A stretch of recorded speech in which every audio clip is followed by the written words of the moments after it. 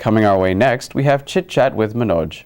The host here is that well-known actor and director of theater, Mr. Manoj Singh. Mr. Singh is also the CEO of Caesar Productions.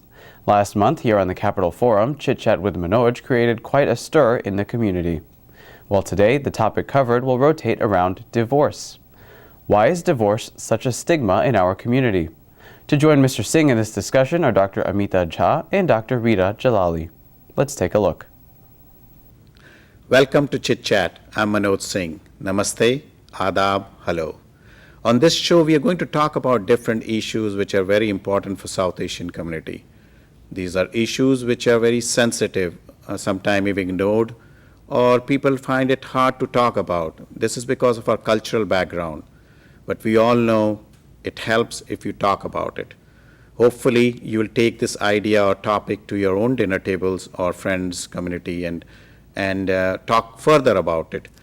Now, today on our show, we are going to talk about divorce. Why is it still a stigma in our community? And joining me for this panel discussion today is Dr. Amita, a practicing psychiatrist, Dr. Rital Jalali, and both will provide us more perspectives on this issue. Now, let me put it very simply. Two people fall in love, they come together, they decide to get married, and after a few years, things don't work out, and they decide to get divorced. A very personal matter. It sounds simple. But the fact is, it is not that simple. During this whole divorce separation process, you start losing friends. Friends and family start taking sides. You succumb to social pressure. You think about the children. And it is very hard that you have to go through this process because you have everyone around you seems like is judging you. Now, the fact is the divorce rate is increasing among first and second generation South Asians. So I think we should consider accepting it. So my first question is to Rita, Dr. Jalali. What are generally the reasons why South Asians get divorced? And is it different between the first generation and second generation South Asians? Well, Manoj, first I think we should look at it in a perspective of what's happening with divorces in the US overall. So amongst the South Asian community, the divorce rate is much less than amongst other ethnic groups, whites, blacks, Hispanics. Of course, the divorce rate is much higher than what it is in India, for sure. So keeping that in mind, I would say that, you can see differences between the first generation and second generation in the sense that the second generation reasons probably are very similar to what is happening in the wider American community with respect to white and other groups. So it could be spousal abuse, it could be financial reasons, it could be career clashes. But for the first generation and for those that have sort of newly arrived from their immigrant countries and have settled in a foreign culture, I would say that there you have more of the cultural clashes between two parties about what the expectations are. And yes, I think that that would play a greater role than in the wider American community. I see. Dr. Jha, I know these couples must be coming to counseling for you. And in what stage of the divorce process they normally come? Some, I think, even ignore it. But what kind of also the support structure is available?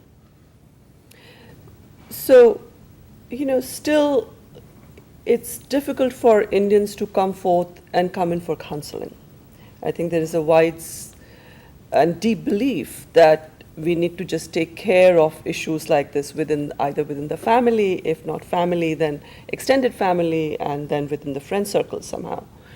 And people still have a lot of apprehension taking it out of the household. So, as I'm seeing a lot more second generation Indians now coming, Indians or South Asians, coming in for counseling or seeking some help, because I think because at home there is a lot more cultural clash of how their parents think about it or how other relatives are thinking about it and how they themselves think about it. Because in a way their life outside is very different from their life in the house or with the parents or overall in the family. So my experience lately has been that it's usually one spouse who will come in, one person comes in to seek advice or counsel on what to do. I'm feeling this way, and nobody wants me to get out of this relationship, and I'm not sure what I'm going to do because I can't be in it. And I think by the time they come to a psychiatrist, they have already been through at least months of churning inside themselves of what to do about it. And I think by the time I'm seeing them, they're already at a point where they're almost ready to take the final step of getting out of the marriage or relationship. So in a way, it would be very helpful if people came in before and both partners came in for counseling. And that we are yet not seeing in large numbers. So usually in my practice, people come in, one person will come in, and then as I go through counseling, sometimes I'm able to get the other person in to talk about what's happening, and sometimes you're able to save a relationship and sometimes not. Yeah, that's interesting. Recently, I was talking to one of the second generation South Asian who's born and brought up here, and fine gentleman, very well employed, wanting to get married, going on some of these dating sites. And it was very interesting. He told me that he would seek out these girls. They would start the communication and talk for maybe 2 or 3 times. And once they came to know that his parents were divorced, they would stop the communication, which is very interesting. I mean, these are second generation Indians or South Asians who are brought up here. And in America, divorce is nowadays quite widely accepted. It's almost become a part of the culture. So what do you think is the reasoning behind that, the second generation Indians? I think because even though they're second generation Indians, a lot of Indian, under their 30 years of age, for example, are really staying at home and are very connected with the families and are very much into that culture, culturally rooted within the families. And so that for them to make this decision of who they're going to marry or go out with or have a relationship with, and whether that person is going to be acceptable to the family, is still a big deal. And it's not that it's not so with other cultures. I think that cuts across a lot of cultures. Anybody that somebody's marrying, people make effort that they are acceptable. But as far as the divorce issue too, it's an interesting case you're bringing up where you're saying people stop talking to you or dating you or wanting to have a relationship because they're so threatened by this breakdown, potential breakdown, or they reflect it on you that just because if your parents are divorced, somehow you would be more comfortable with divorce. Or probably the fact that in this case, I can imagine that the girl worried that the guy is, comes from a broken family, so he's not a fully whole person.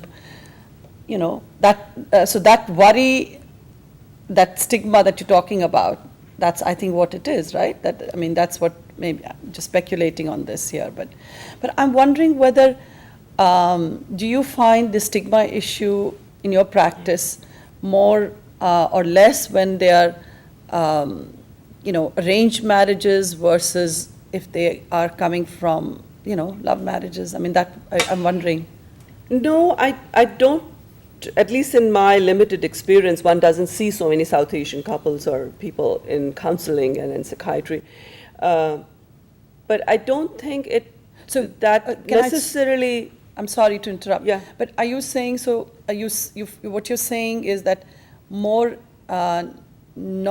South Asians come to you for counseling on divorce than South Asians. Oh, absolutely. And it's not simply, of course, the numbers are more. I mean, we have fewer South Asians. South but, Asians, yes. But you're saying that there is this reluctance to seek counseling. Yes. Far more amongst the South Asian community. Yes, as I said, usually Yeah. it's one person who will come out of desperation Right. because she's not able to, either she or he is not able to find the support within the community. So Right. it may be that the husband in the marriage has been, everybody is deriding him and finding him to be the culprit for causation of the Right. divorce. And he feels so totally left out and isolated, even there is no, he hasn't had his say with anybody. So, whatever way the dynamics works. So speaking of that support, Amita, could you, or maybe Rita, you can also add in, what are the different support organizations or structure available for people out there? And it helped me. I think counseling does help, and I really came to know a lot about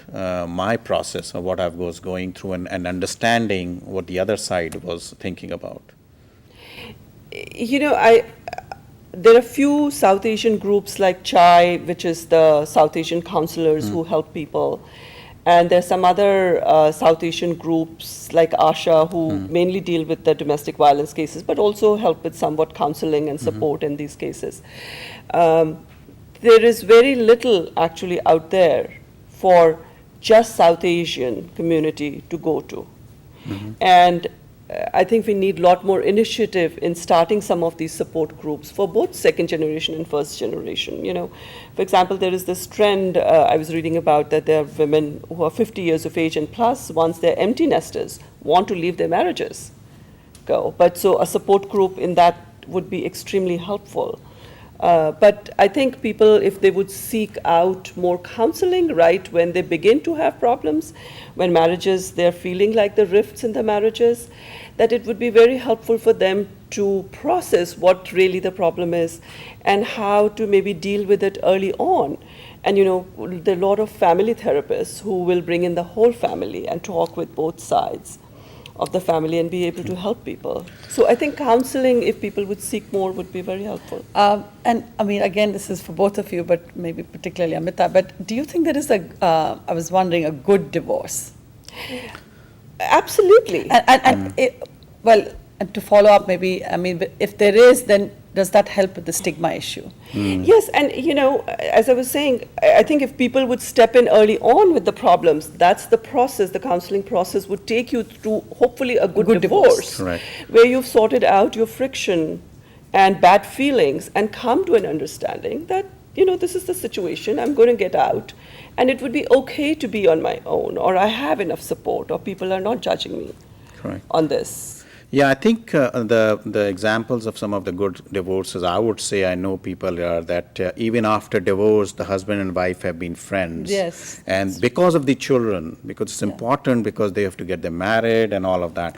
So now that's it for today. I'm sorry, we only had few minutes. Like you can see, we can talk for hours about this topic. It is important. Please take it upon you and talk more about it. So thank you very much. We need your feedback, and also let us know what other topics you'd like to talk about on this show.